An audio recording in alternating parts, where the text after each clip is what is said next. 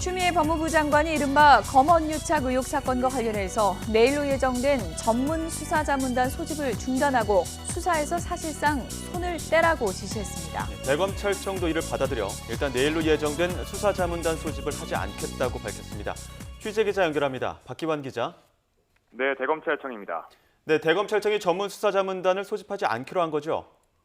네, 그렇습니다. 대검찰청은 조금 전 내일은 전문수사자문단을 소집하지 않겠다고 밝혔습니다.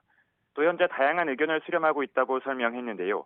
일단 정확하게 추 장관의 지시에 따라 중단 결정을 할지는 정해지지 않았지만 내일은 소집하지 않겠다고 밝힌 겁니다.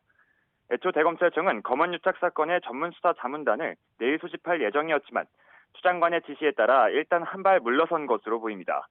또 수사자문단 소집을 두고 대검찰청과 서울중앙지검 수사팀이 정면 충돌하며 갈등을 빚었는데 추 장관이 사실상 윤 총장에게 사건에서 손을 떼라고 지시한 만큼 윤 총장의 리더십에도 상당한 타격이 불가피할 것으로 보입니다.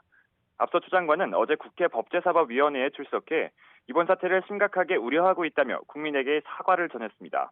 또 윤석열 총장을 향해서는 더 지켜보기 어렵다면 결단을 내리겠다는 뜻을 밝히기도 했습니다.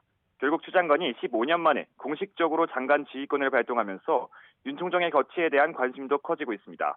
앞서 지난 2005년 천정배 법무부 장관이 헌정사상 처음으로 수사 지휘권을 발동했을 당시 김종빈 검찰총장은 검찰 독립성이 훼손됐다며 사퇴하기도 했습니다. 네, 추 장관이 오늘 오전에 장관 지휘권을 공식 발동한 거죠?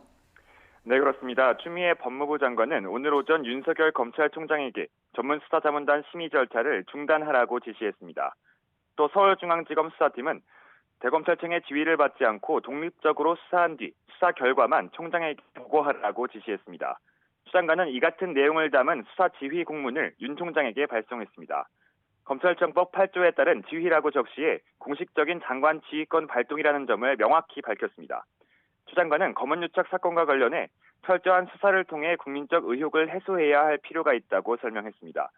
이어 윤 총장 최측근으로 알려진 현직 검사장이 수사 대상이므로 공정성에 의문이 제기되지 않도록 의사결정이 이루어져야 한다고도 덧붙였습니다.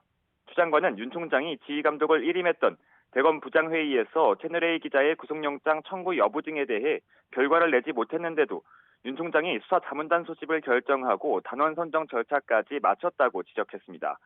또 이 과정에서 검찰 구성원의 충분한 의견 수렴을 거치지 않았다는 지적은 물론 검찰 내부에서 이의도 제기됐다고 밝혔습니다.